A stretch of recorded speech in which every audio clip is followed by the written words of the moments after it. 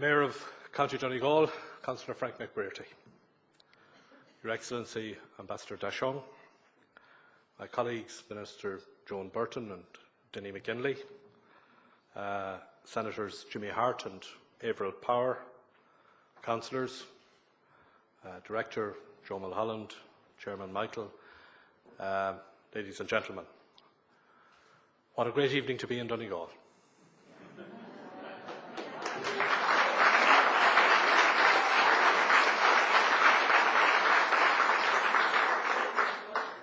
Down beaten by 12 points, here in the parish of the man who made it happen, Jim McGuinness. What can one say?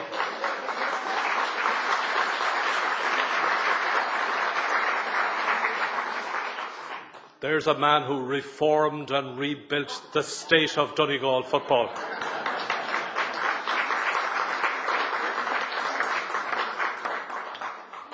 Thank you for your kind introduction, Joe. Your point about having lived an interesting life up to now reminds me of when I started work as a trade union official, and there were a number of us. We were quite young. It was an innovation on the part of what was then the Irish Transport and General Workers Union, a forerunner of SIPTU. And the tradition had been in the union that you served your time as a shop steward and you worked your way up and so on. And for a variety of reasons, around the time that I went to work for the union, a new practice was adopted, at least temporarily, whereby a number of young people, some of us coming out of college, were recruited as union officials. And I remember one senior official who took a very dim view of this new innovation. And every time we used to meet him, his greeting was, "Have they caught you out yet?" So it's a bit like that. I am delighted to be here, to have the opportunity to present this lecture in honour of John Hume. Through a lifetime of work, determination, courage, persistence and vision, John Hume, more than most, has shaped the Ireland in which we live today. I'm particularly pleased to be asked to give the 2012 John Hume Lecture, since this year marks the centenary of the foundation of the Labour Party. It is fitting, in a year of celebration and reflection for Labour, that I should pay tribute to a man who for many years led our sister party in Northern Ireland, the Social Democratic and Labour Party. A man who stood courageously for the core Labour values of civil rights, equality and peaceful democratic politics. The theme of this year's proceedings here in Glentees is reforming and rebuilding our state. Throughout the 100 years of our existence, reforming and rebuilding Ireland is and always has been the Labour Party's mission. Reform not for its own sake, but reform for the purpose of building a better and fairer society. As Labour celebrates its centenary, I want to take this opportunity to reflect on how the progressive agenda stands today and, more importantly, what the progressive priorities are for the future. Last Wednesday afternoon, I attended a meeting of the Government's Economic Management Council. The EMC, as it is known, consists of the Taoiseach, Michael Noonan, the Minister for Finance, and the Minister for Public Expenditure and Reform, Brendan Howlin, and myself. This group meets every week, sometimes a number of times a week, together with senior officials to discuss key economic issues and the strategic management of the economic crisis. The EMC itself is a reform, a new way of doing joined-up government across departments and state institutions, a new way of decision-making in a coalition government, a new way to make key economic decisions at the heart of government. What struck me about last Wednesday in particular was how different the tone of the meeting was compared to some of the EMC meetings that we had in the first few months of the life of this government. In those early days, the crisis that we faced was existential. There were days when I feared for the financial survival of this state. Today, while the problems we face are still grave, we are in a much stronger position. Following agreement at the European Council on Ireland's bank debt, and given the progress that we have made on a number of core economic issues, including our significant stimulus package, our prospects of economic recovery have been substantially improved. No one doubts that there are still difficulties to confront. No one doubts that the true test of progress is the creation of jobs and improving the situation of those thousands of families in Ireland who have been profoundly affected by the crisis. But we now have a far stronger platform on which to build. The core task of our government is to deal with the deep economic crisis that we inherited and to build a sustainable economic recovery. It is our clear and stated aim to restore financial stability, renew growth and, above all, to create jobs, to restore our economic sovereignty by exiting the EU-IMF programme. And as leader of the Labour Party, it is clear to me that these are the first priorities for any progressive agenda. But this is also a government of reform, determined that this moment of crisis will also be a genuine turning point. One of my abiding memories of John Hume is from late 1993, when he was moved to tears at the funeral of the victims of the Grey Steel massacre. It was one of the darkest moments of the Troubles, a low point of sectarianism that threatened to drown the tentative moves towards peace. But it was also a turning point, a moment when people saw the vital necessity for dialogue. That dark and difficult time was almost 20 years ago. The Ireland that we live in today is virtually unrecognisable. The Troubles as we knew them are at an end. We have a functioning power-sharing government in Northern Ireland.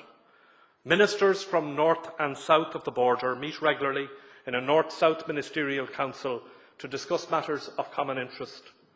And the visit of Queen Elizabeth has opened a whole new chapter in the relationship between Ireland and Britain, which was subsequently documented in the joint statement of the Taoiseach and Prime Minister Cameron. Who would have thought that this was possible only 20 years ago? 20 years ago, homosexuality was effectively illegal in the Republic and divorce was banned by our Constitution. Today, we live in a far more open and tolerant Ireland, where we have civil partnerships for gay couples and the question of full marriage equality is being put to a constitutional convention.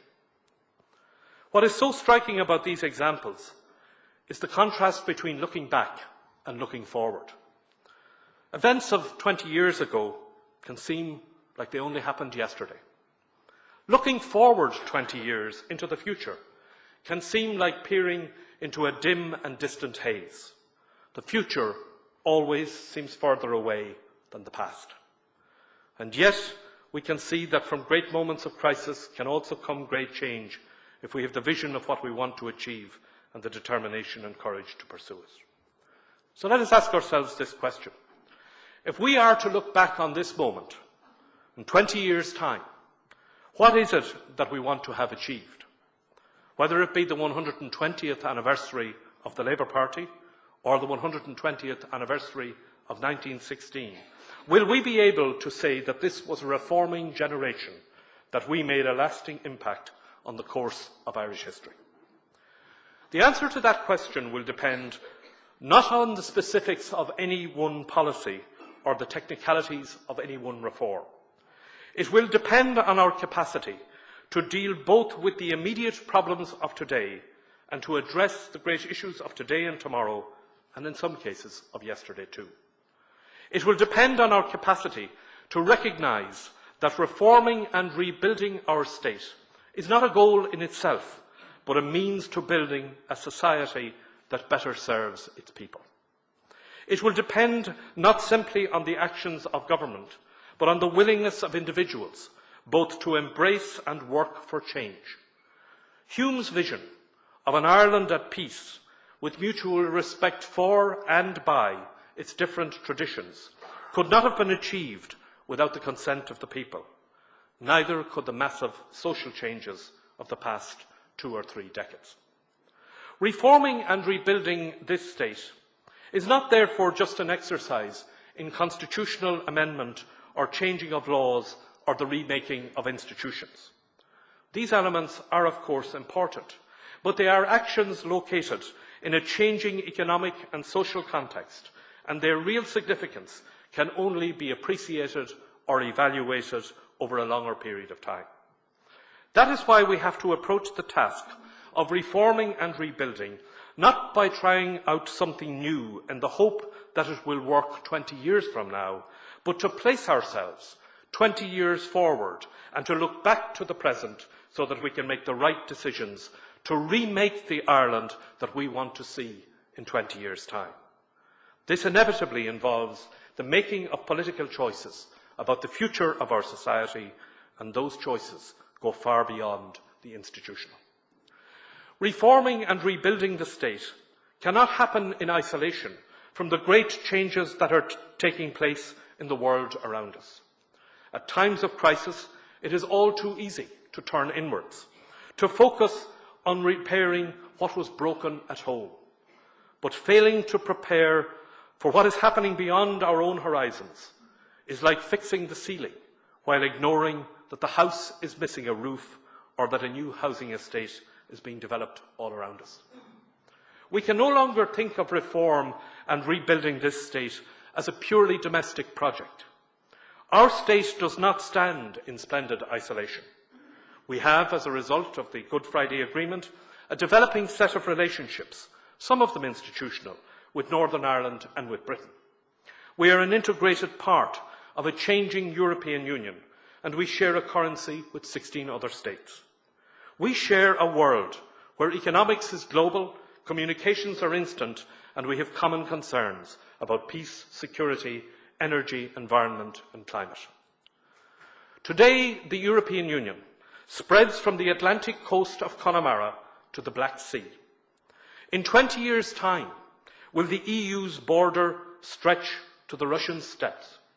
Today, we are a union of 27 member states. 20 years from now, that number could be closer to 40.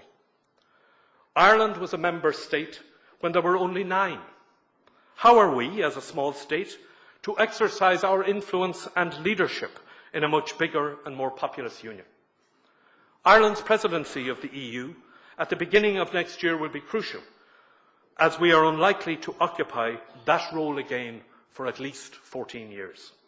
Our chairmanship of the Organisation for Security and Cooperation in Europe is also important in this context, as it enables us to provide leadership in an international organisation which is important to aspiring EU member states.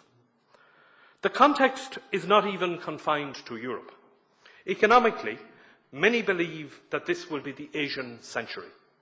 That is why we are putting a new emphasis on our political and trade relationship with the countries of Asia, including China.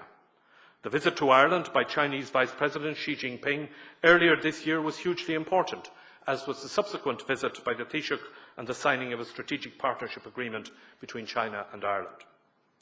But if Asia is the new economic power in the early decades of the 21st century, then Africa is the coming continent. 7 of the world's 10 fastest growing economies are in Africa. Africa can go from being a net food importer today to feeding a growing world population. Some world powers, especially China, already recognise this. Ireland is uniquely placed to develop a thriving relationship with the African continent. We carry no colonial baggage, and we have built a relationship for friendship and respect in Africa through our development aid programme and right back to the work of our missionaries. We can build on this, and that is why last year we launched our African strategy, charting the progress that we can make from aid to trade. What does a growing global population mean for finite resources?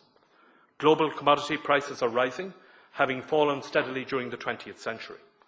Now, if the only way is up, and it's not certain that it is, will scarcity be the mother of invention, or will it be the mother of tension?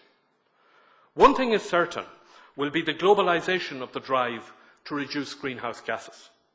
Following Durban last December, The clock is ticking on agreeing a binding deal on carbon reduction by 2015, coming into force by 2020.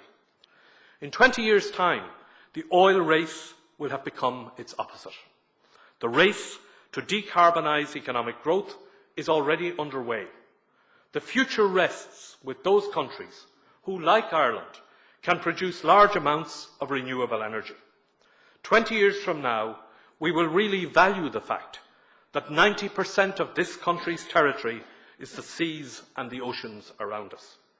The National Maritime Policy, which has just been completed by government, is the blueprint for the rebuilding of this state, not just as 26 counties of land, but of our vast and resource-rich maritime area as well.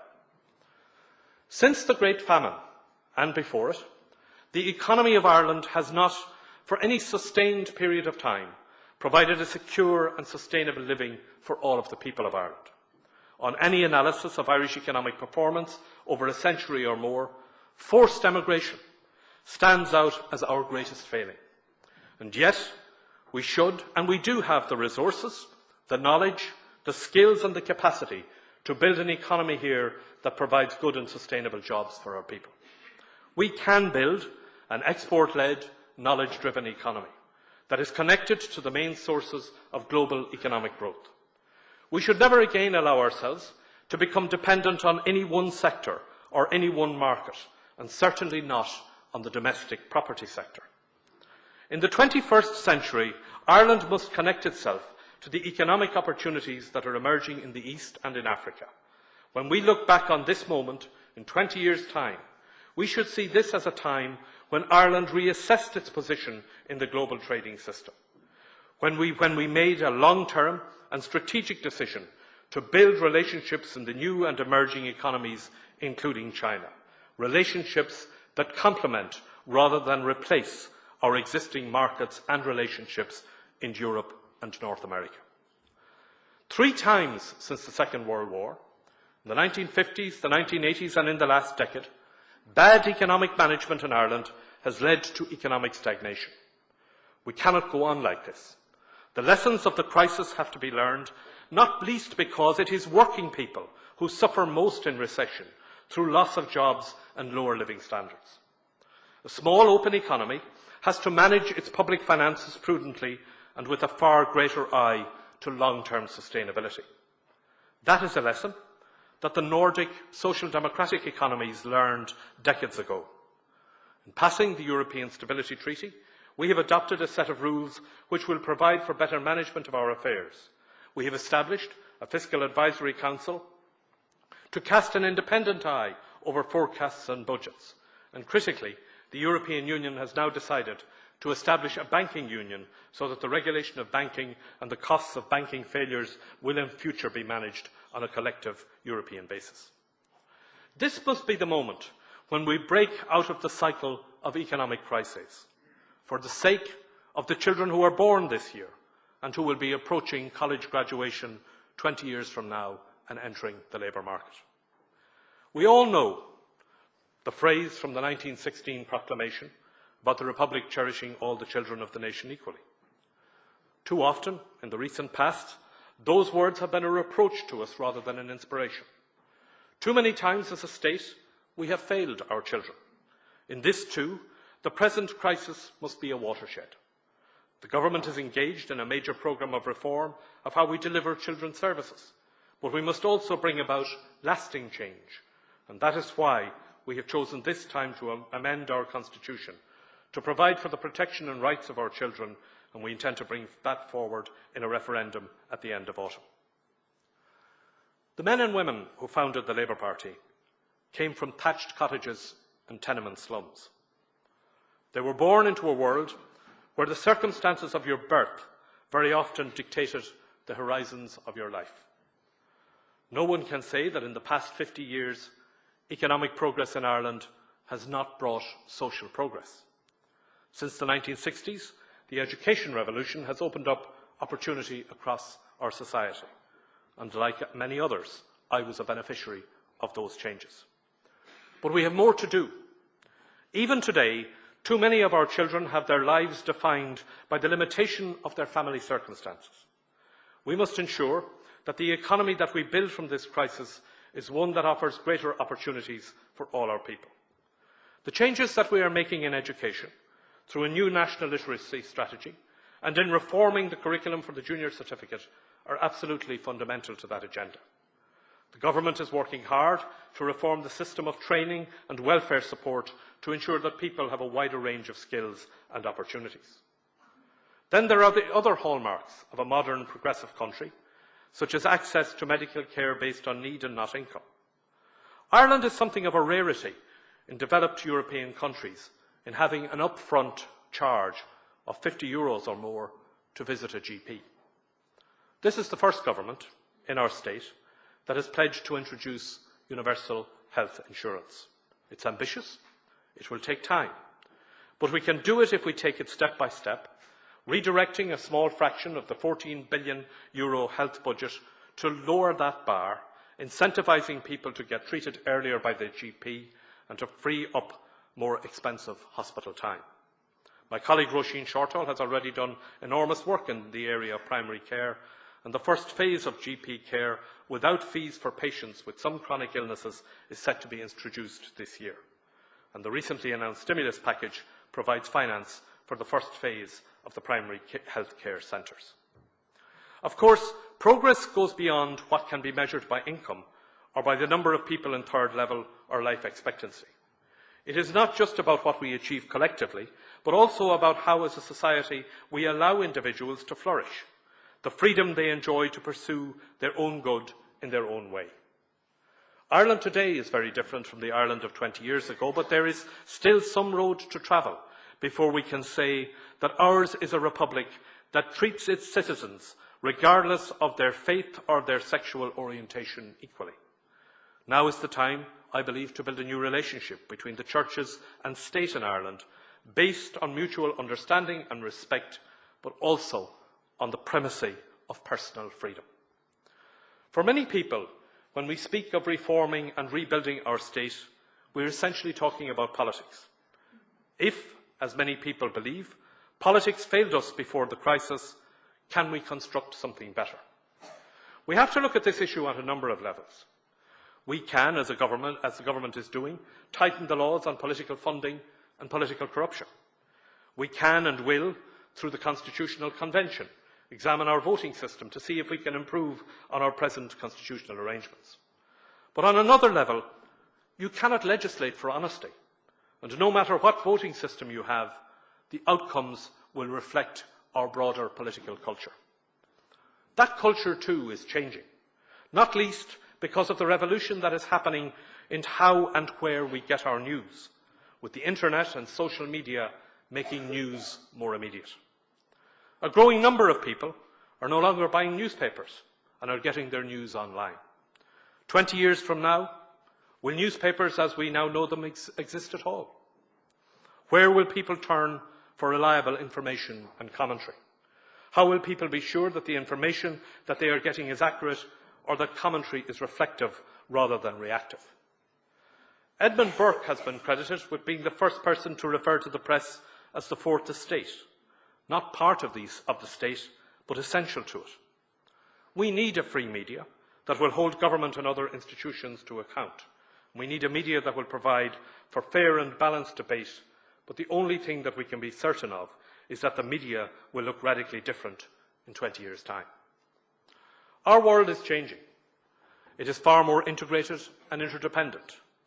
More and more our daily lives are and will be influenced by events and trends beyond our borders. Our young people in particular see themselves as citizens of the globe. But what kind of a global citizen does Ireland want to be? 20 years ago, Mary Robinson moved us all to tears when she shed for the people of Somalia. Today, once again, famine stalks the Horn of Africa. One thing that we can be proud of in how we have managed this crisis is that as a country, we have kept faith with the world's poorest people. We have managed to sustain our aid effort and our engagement in development cooperation, especially in Africa. Of course, there are also benefits to Ireland in what we do, and we will, over time, see maturing ties of trade as well as aid.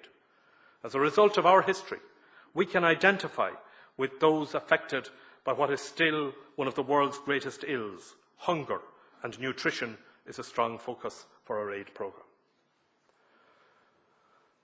What we are discussing here in Glentees throughout this week is not impossible. Progress is something that is in our own hands. In many areas, it is already happening. When we think of reforming and rebuilding our state, we inevitably come back to political and institutional architecture. Perhaps it is only in 20 years' time that we will appreciate the massive reform and rebuilding agenda which is already underway. A constitutional convention, dominated not by experts and politicians, but 2/3 of whose members will be individual citizens chosen at random. The holding of a referendum to decide whether we have one parliamentary chamber or two and whether we should have a Senate at all. The reduction in the membership of Dáil Éireann, even at a time when our population is increasing. The plans that we have for the biggest reform of local government since the 1890s. The major overhaul of public bodies as part of the biggest reform of our public services, driven by a dedicated Department of Public Expenditure and Reform. The major changes in the way in which state companies are now managed through the creation of New Era. And there are many more examples. 20 years from now, some of these changes will stand out more than others. And it would not surprise me if the one that is valued most 20 years from now is the decision that we made recently to establish a state water utility company to manage our water resources. Clean and sustainable water may be the great resource issue of the 21st century. And to deal with that challenge, we have decided to establish a water utility that will keep water in public ownership and provide the finance for it. I am hopeful for our future. I believe that Ireland is a good country with enormous reserves of talent, determination and grit. Our economy will recover, but it is not simply enough to put the pieces back together again. We must build something better and new. This crisis can be a turning point. We can build a new and better Ireland, and if, like John Hume, we have the vision, the courage, the determination and the tenacity, not just politicians or government, but every one of us. Gurmil Maghi.